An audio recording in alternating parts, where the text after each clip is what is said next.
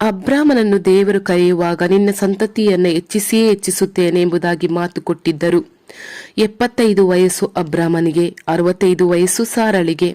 10 ವರ್ಷ ಅವರ ಏಜಿನಲ್ಲಿ ಡಿಫರೆನ್ಸ್ ಇತ್ತು, ಅವರ ವಯಸ್ಸಿನಲ್ಲಿ ವ್ಯತ್ಯಾಸವಿತ್ತು. ಆದರೆ ದೇವರು ಕರೆಯುವಾಗ ಮಾತು ಕೊಟ್ಟಿದ್ದಾರೆ. ಈ ವಾಗ್ದಾನವನ್ನು ನಂಬಿಕೊಂಡಿದ್ದು ಕಾದಿದ್ದಾರೆ. ಅವರು ನಮಗೆ ಸಂತತಿಯನ್ನು ಕೊಡುತ್ತಾರೆ ಎಂಬುದಾಗಿ. 10 ವರ್ಷಗಳು ದಾಟಿ ಹೋಯಿತು. ಒಂದೊಂದು ವರ್ಷ ಕೂಡ ಎದುರು ನೋಡುತ್ತಾ ಇದ್ದಾರೆ. ಈ ವರ್ಷ ದೇವರು ನಮಗೆ ಸಂತತಿ ಕೊಟ್ಟು ಬಿಡುತ್ತಾರೆ ಎಂಬುದಾಗಿ ಎದುರು ನೋಡುತ್ತಾ ಇದ್ದಾರೆ. 10 ವರ್ಷಗಳು ಮುಗಿದು ಹೋಯಿತು. ಈಗ ದಿನಗಳು ದಾಟಿ ಹೋದ ಕೂಡಲೇ ಸಾರಳಿಗೆ ಒಂದು ದೊಡ್ಡ ಯೋಚನೆ ಬರುತ್ತಿದೆ. ಅವಳು ಏನು ಹೇಳುತ್ತಿದ್ದಾಳೆ ನೋಡಿರಿ. ಆದಿಕಾಂಡ 16ನೇ ಅಧ್ಯಾಯ 2ನೇ ವಾಕ್ಯದಲ್ಲಿ, ಹೀಗಿರಲಾಗಿ ಸಾರಯಳು ಅಬ್ರಮನಿಗೆ, ಯೆಹೋವನು ನನಗೆ ಮಕ್ಕಳನ್ನು ಕೊಡಲಿಲ್ಲವಷ್ಟೇ, ನೀನು ನನ್ನ ದಾಸಿಯ ಬಳಿಗೆ ಹೋಗಬೇಕು, ಒಂದು ವೇಳೆ ಅವಳ ಮೂಲಕ ನನಗೆ ಸಂತಾನವಾದಿತ್ತು ಎಂದು ಹೇಳಲು ಅಬ್ರಹಮನು ಆಕೆ ಮಾತಿಗೆ ಸಮ್ಮತಿ ಪಟ್ಟನು. ಈಗ ಸಾರಳಿಗೆ ಒಂದು ಯೋಚನೆ ಬರುತ್ತಿದೆ. ಅಬ್ರಹಮನ ಹತ್ತಿರ ತಾನೇ ದೇವರು ಮಾತನಾಡಿದರು, ನಿನ್ನ ಸಂತತಿ ಹೆಚ್ಚಿಸುತ್ತೇನೆ ಎಂಬುದಾಗಿ. ಹಾಗಾದ ನನ್ನ ಮೂಲಕವಾಗಿ ಹೆಚ್ಚದಿದ್ದರೆ ಏನಂತೆ?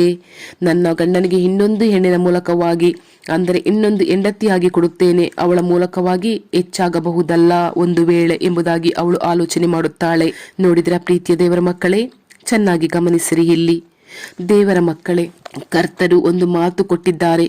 ಈಗ ಆ ವಾಗ್ದಾನವು ನೆರವೇರುವಾಗ ಸಾರಳು ನೆನೆಸುತ್ತಾ ಇದ್ದಾಳೆ, ಒಂದು ವೇಳೆ ಈ ರೀತಿ ನೆರವೇರಿಸಬಹುದಲ್ಲ ಆಗಂತ ಹೇಳಿ ನೆನೆಸಿದಾಗ ಅಬ್ರಹಾಮನ ಬಳಿಯಲ್ಲಿ ಬಂದು ಹೇಳುತ್ತಾಳೆ, ಈ ರೀತಿಯಾಗಿ ಒಂದು ವೇಳೆ ಕರ್ತರು ನಮ್ಮ ಮನೆಯಲ್ಲಿ ದಾಸಿಯಾದ ಆಗರಳು ಇದ್ದಾಳೆ, ಅವಳನ್ನ ನಿಮ್ಮ ಹೆಂಡತಿಯಾಗಿ ಸೇರಿಸಿಕೊಳ್ಳಿ, ಅವಳಿಂದ ನಮ್ಮ ಕುಟುಂಬ ಕಟ್ಟಲ್ಪಡುತ್ತದೆ ಅಲ್ಲವೇ, ಮತ್ತು ವಾಗ್ದಾನ ನೆರವೇರಲ್ಪಡುತ್ತದೆ ಅಲ್ಲವೇ? ಹಾಗಂತ ಹೇಳಿದ ಕೂಡಲೇ ವಾಕ್ಯ ಏನಿಡುತ್ತದೆ ನೋಡೋಣ. ಅಬ್ರಹಾಮನು ಆಕೆ ಮಾತಿಗೆ ಸಮ್ಮತಿ ಪಟ್ಟನು. ಅಬ್ರಹಾಮನು ಸಾರಳು ಹೇಳಿದ ತಕ್ಷಣ ಒಪ್ಪಿಗೆ ಕೊಟ್ಟನು. ಇಲ್ಲಿ ನೀವು ಗಮನಿಸಬೇಕು ಪ್ರೀತಿಯ ದೇವರ ಮಕ್ಕಳೇ, ಇಲ್ಲಿ ಬಂದು ಅಬ್ರಹಾಮನು ದೇವರಿಂದ ಕರೆಯಲ್ಪಟ್ಟು ಬಂದವನು, ದೇವರ ಸ್ನೇಹಿತ ಎಂಬುದಾಗಿ ಕರೆಯಲ್ಪಟ್ಟವನು, ದೇವರಿಂದ ವಾಗ್ದಾನವನ್ನ ಹೊಂದಿದವ. ಇವಾಗ ಈ ರೀತಿಯಾಗಿ ಒಂದು ಆಲೋಚನೆ ಹೇಳಿದರೆ ಅಬ್ರಹಾಮ ಏನು ಹೇಳಿರಬೇಕಾಗಿತ್ತು? ಸರಿ ಸಾರಾ, ನೀನು ಹೇಳ್ತಿ ಇದ್ರೂ ಕೂಡ ದೇವರು ಮಾತು ಕೊಟ್ಟವರು, ಆದ್ದರಿಂದಲೇ ಈ ವರ್ಷದಿಂದ ನಮ್ಮನ್ನ ನಡೆಸಿಕೊಂಡು ಬರ್ತಿದ್ದಾರೆ, ನಂಬಿ ಬಂದಿದ್ದೇವೆ, ಅವರ ಹತ್ತಿರ ಒಂದು ಮಾತು ಕೇಳೋಣ ಅಲ್ವಾ ಎಂಬುದಾಗಿ ಅಬ್ರಹಾಮ ಹೇಳಿರಬೇಕಾಗಿತ್ತು ಅಲ್ಲವೇ? ಆದರೆ ಅವನು ಹೇಳಲಿಲ್ಲ. ಒಮ್ಮೆ ಯೋಚಿಸಿ ನೋಡಿರಿ ನೀವು. ಈಗ ಈ ತೀರ್ಮಾನ ತೆಗೆದುಕೊಳ್ಳುವಾಗ ಅಲ್ಲಿ ದೇವರಿಗೆ ಸ್ಥಳ ಕೊಡಲಿಲ್ಲ. ಸಾರಳು ಅಬ್ರಹಾಮನನ್ನು ಸೇರಿ ತೀರ್ಮಾನ ತೆಗೆದುಕೊಂಡು ಬಿಟ್ಟರು. ಇದು ದೇವರ ಯೋಜನೆಯಲ್ಲಿ ಇರಲೇ ಇಲ್ಲ. ಒಂದು ವೇಳೆ ನಾನು ನೆನೆಸುತ್ತೇನೆ 10 ವರ್ಷಗಳು ವೇಟ್ ಮಾಡಿ ಬಿಟ್ಟರು.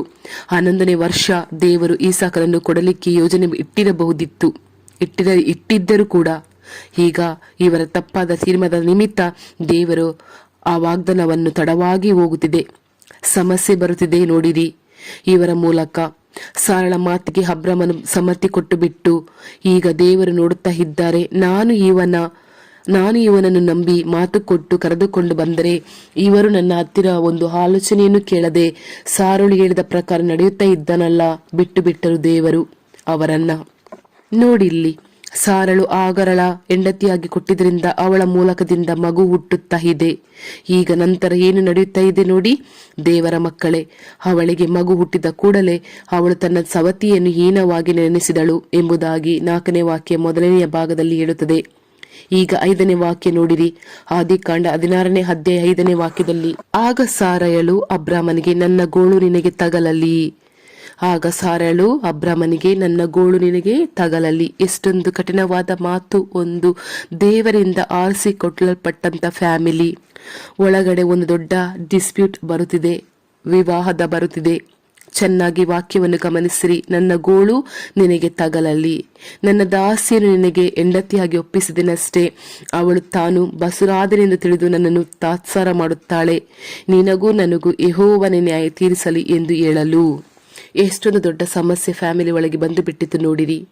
ಗಂಡ ಹೆಂಡತಿಯ ಒಳಗಡೆ ದೇವರಿಂದ ಆರಿಸಿಕೊಳ್ಳಲ್ಪಟ್ಟಂತಹ ಕುಟುಂಬ ಅದು. ಆ ಕುಟುಂಬದ ಒಳಗಡೆ ಸಮಸ್ಯೆ, ದೇವರಿಂದ ಆರಿಸಿಕೊಳ್ಳಲ್ಪಟ್ಟಂತಹ ಕುಟುಂಬ. ಸಾರಳು ಕಠಿಣವಾದ ಮಾತನ್ನು ಆಡುತ್ತಾಳೆ, ನನಗೆ ತಗುಲಿದಂತಹ ಅನ್ಯಾಯ ಇದು, ಇದು ಒಂದು ದೊಡ್ಡ ಅನ್ಯಾಯ.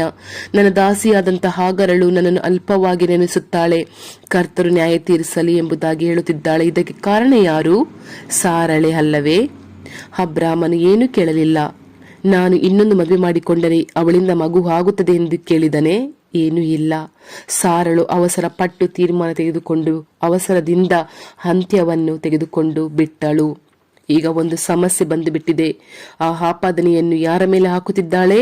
ತನ್ನ ಗಂಡನ ಮೇಲೆ. ನೀವು ನನಗೆ ಅನ್ಯಾಯ ಮಾಡುತ್ತಿದ್ದೀರಿ ಎಂದು ಹೇಳಿ, ಅದು ಮಾತ್ರವಲ್ಲ, ಕರ್ತರು ನನಗೂ ನಿನಗೂ ನಡುವೆ ನಿಂತು ನ್ಯಾಯ ತೀರಿಸಲಿ ಎಂದು ಹೇಳಿದಳು. ಒಂದು ಕಠಿಣವಾದಂತಹ ಮಾತನ್ನು ಹೇಳುತ್ತಾ ಇದ್ದಾಳೆ ನೋಡಿ. ದೇವರಿಂದ ಆರಿಸಿಕೊಳ್ಳಲ್ಪಟ್ಟಂತಹ ಒಂದು ಕುಟುಂಬ, ಗಂಡ ಹೆಂಡತಿ ನಡುವೆ ಒಂದು ದೊಡ್ಡ ಡಿಸ್ಪ್ಯೂಟ್ ಬರುತ್ತಿದೆ, ಅಲ್ಲಿ ಒಂದು ದೊಡ್ಡ ಸಮಸ್ಯೆ ಬರುತ್ತಿದೆ. ಇದನ್ನೆಲ್ಲ ಸತ್ಯವೇದದಲ್ಲಿ ನೋಡಿರ್ತೇವೆ. ಅನಂತರವಾಗಿ ಮುಂದುವರೆದು ಓದಿ ನೋಡುವುದಾದರೆ, ಅಬ್ರಾಮನು ಹೇಳುತ್ತಿದ್ದಾನೆ, ನಿನ್ನ ದಾಸಿಯು ನಿನ್ನ ಕೈಯಲ್ಲೇ ಇದ್ದಾಳೆ, ನೀನು ತಾನೇ ಆ ದಾಸಿನ ಇಟ್ಟುಕೊಂಡಿದ್ದಿ, ನಿನ್ನ ಕೈಯಲ್ಲೇ ಇದ್ದಾಳೆ, ನಿನಗೆ ಏನು ಇಷ್ಟವಿದೆ ಅದನ್ನೇ ಮಾಡುಕೋ, ನನಗೆ ಅನೇಕ ಕೆಲಸ ಇದೆ, ನನ್ನ ಪಾಡಿಗೆ ನಾನು ಹೋಗುತ್ತೇನೆ ಎಂದು ಹೇಳಿದ. ಆ ಸಮಸ್ಯೆಯನ್ನು ಹುಟ್ಟು ಮಾಡಲಿಕ್ಕೆ ಕಾರಣ ಯಾರು? ಸಾರಳು. ಈ ಸಮಸ್ಯೆಯ ನಿಮಿತ್ತವಾಗಿ ಗಂಡನ ಬಳಿ ಹೋಗಿ ದೇವರೇ ನ್ಯಾಯ ತೀರಿಸಲೆಂಬುದಾಗಿ ಜಗಳ ಆಡುತ್ತಿರುವುದು ಯಾರು? ಸಾರಳೆ. ಆದ್ರಿಂದ ಈ ರೀತಿಯಾದಂತಹ ಸಮಸ್ಯೆ ಬರುತ್ತಿದೆ ಈವನ್ ನಮ್ಮ ಫ್ಯಾಮಿಲಿಯಲ್ಲಿ ಕೂಡ. ಅಂದರೆ ಅದಕ್ಕೆ ಕಾರಣ ಯಾರು? ಕೆಲವು ಸಲ ಸಮಸ್ಯೆಗಳು ಬರುತ್ತದೆ. ಯಾಕೆಂದರೆ ನಾವು ಮನುಷ್ಯರು, ಬಲಹೀನವಾದವರು, ನಾವು ಪರಲೋಕದಿಂದ ಹಿಡಿದು ಬಂದ ದೇವದೂತರುಗಳು ಅಲ್ಲ. ಗಂಡನಾಗಿದ್ದರೂ ಹೆಂಡತಿ ಆಗಿದ್ದರೂ ಕೂಡ, ಅಭಿಷೇಕ ಪಟ್ಟವರಾಗಿದ್ದರೂ ಕೂಡ, ದೇವರ ಸೇವಕರು ಆಗಿದ್ದರೂ ಕೂಡ, ದೇವರೊಂದಿಗೆ ನಡೆಯುವವರು ಆಗಿದ್ದರೂ ಕೂಡ, ನಾವು ಲೋಕದಲ್ಲಿ ಜೀವಿಸ್ತಾ ಇದ್ದೇವೆ. ಲೋಕ ಪರಿಸ್ಥಿತಿಯಲ್ಲಿ ಏನೋ ಕೆಲವೊಂದು ಸಂದರ್ಭಗಳಲ್ಲಿ ಆ ಸನ್ನಿವೇಶಕ್ಕೆ ತಕ್ಕಂತೆ ಕೆಲವು ಸಮಸ್ಯೆಗಳು ಬಂದು ತಾಕುವಾಗ ಕೆಲವು ಅವಸರದ ತೀರ್ಮಾನವನ್ನು ತೆಗೆದು ಬಿಡುತ್ತೇವೆ. ತಪ್ಪಾದ ತೀರ್ಮಾನ ನಾವು ತೆಗೆದುಕೊಳ್ಳುತ್ತೇವೆ. ಇದರಿಂದ ನಮ್ಮ ಕುಟುಂಬದಲ್ಲಿ ಬಿರುಕುಗಳು ಬರುತ್ತದೆ. ಅದು ನೆಲೆಗೊಂಡಿರಬಾರದು, ಅದು ಕಂಟಿನ್ಯೂ ಆಗಬಾರದು. ಅದು ಮನಸ್ಸಿನಲ್ಲಿ ಗಾಯವಾಗಿ ಇಟ್ಟುಕೊಂಡಿದ್ದು ಗಂಡ ಹೆಂಡತಿಯ ನಡುವೆ ಸಮಸ್ಯೆಯು ದೀರ್ಘವಾಗಿ ಇರಬಾರದು. ಅದನ್ನು ಸರಿಪಡಿಸಿಕೊಳ್ಳಬೇಕು. ಅವರು ಅದನ್ನು ದೀರ್ಘವಾಗಿ ಇಟ್ಟುಕೊಳ್ಳದೆ ಸರಿಪಡಿಸಿಕೊಂಡು ದೇವರ ಸಮ್ಮುಖದಲ್ಲಿ ಆ ಕಾರ್ಯವನ್ನು ಇಟ್ಟು ಸರಿಪಡಿಸಿಕೊಳ್ಳುವುದು ತುಂಬಾ ಅವಶ್ಯಕ. ಪ್ರಾರ್ಥಿಸೋಣವೇ? ಏಸಪ್ಪ, ಎಷ್ಟೋ ಸಾರಿ ನನ್ನ ಕುಟುಂಬದಲ್ಲಿ ನಾನು ಅವಸರಪಟ್ಟು ಸಮಸ್ಯೆಗಳಿಗೆ ಕಾರಣವಾಗಿ ಬಿಟ್ಟೆ. ನನ್ನನ್ನು ಕ್ಷಮಿಸು.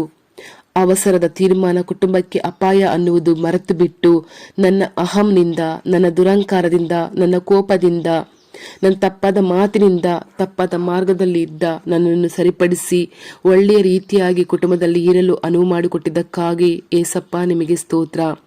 ಮತ್ತು ನನ್ನ ಕುಟುಂಬದಲ್ಲಿ ನೀವು ನಡೆದಾಡುತ್ತಿರುವುದಕ್ಕಾಗಿ ಸ್ತೋತ್ರನಪ್ಪ. Thank you Jesus. ನಿಮ್ಮ ಆಶೀರ್ವಾದ ಸದಾ ನಮ್ಮ ಕುಟುಂಬದ ಮೇಲೆ ಇರಲಿ. ನನ್ನ ಗಂಡನ ಮೇಲೆ, ನನ್ನ ಹೆಂಡತಿಯ ಮೇಲೆ, ನನ್ನ ಮಕ್ಕಳ ಮೇಲೆ, ಎಲ್ಲರ ಮೇಲೂ ನಿಮ್ಮ ಆಶೀರ್ವಾದ ಸದಾ ಇರಲಿ. ತಪ್ಪಾದ ಮಾರ್ಗದಲ್ಲಿ ದುಡುಕದೆ ಒಳ್ಳೆಯ ಹೆಜ್ಜೆಯನ್ನು ಇಟ್ಟುಕೊಂಡು ನಿಮ್ಮ ಬಳಿ ನಾವು ತೀರ್ಮಾನವನ್ನು ತೆಗೆದುಕೊಳ್ಳುವುದಕ್ಕೆ ನಮ್ಮನ್ನು ಆಶೀರ್ವದಿಸುವಪ್ಪ. ನಮಗೆ ಜ್ಞಾನವನ್ನು ಕೊಡು ತಂದೆಯೇ. ಯೇಸು ಕ್ರಿಸ್ತ ನಾಮದಲ್ಲಿ ಆಮೇನ್, ಆಮೇನ್ ತಂದೆಯೇ. Thank you Lord Jesus Christ.